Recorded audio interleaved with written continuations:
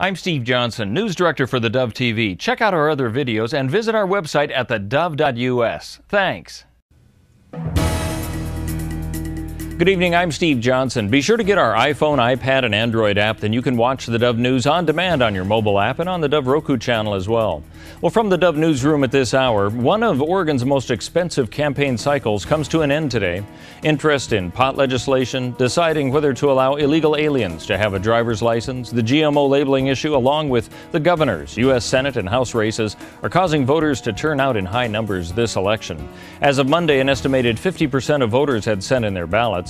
By the end of today, an expected 70% predicted statewide, according to Jackson County Clerk Chris Walker. I think that's about normal for a midterm general election. Of course, in a presidential election, you're going to see in the 80 percentile. So this is a very healthy midterm election, though. Oregon has traditional high turnouts in these big elections, and in part, partially because of our vote-by-mail system. Now you can get the totals of all the major ballot proposals and candidates' races in our news roundup on the morning show. It begins at 6 a.m. tomorrow.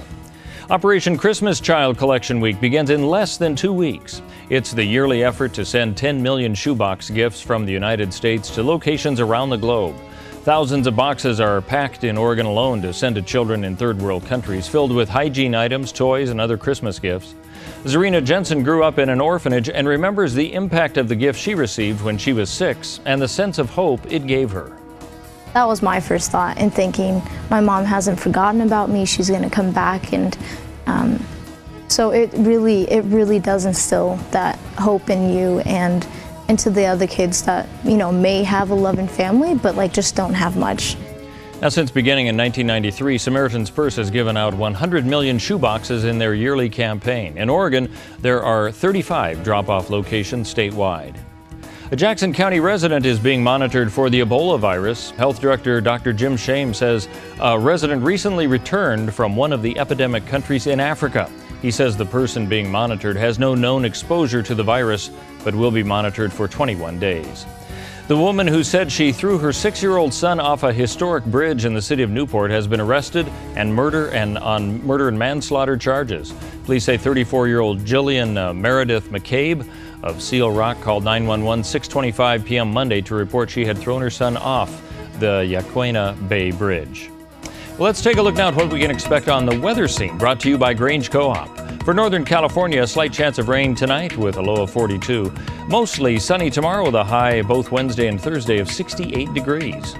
As we move into the Klamath Basin, a slight chance of rain tonight, low of 39. 65 tomorrow, 62 on Thursday with mostly sunny skies. Along the Oregon coast, a good chance for rain tonight, low of 56. 20% chance of rain tomorrow, high of 65. Rain coming back in on Thursday with a high of 61. For the Bend area of Central Oregon, a slight chance of rain tonight, low of 44. Clearing tomorrow, the high of 65, 62 for Thursday. And for Southern Oregon in the Medford, Grants Pass, and Ashland area, 20% chance of rain tonight, low of 47.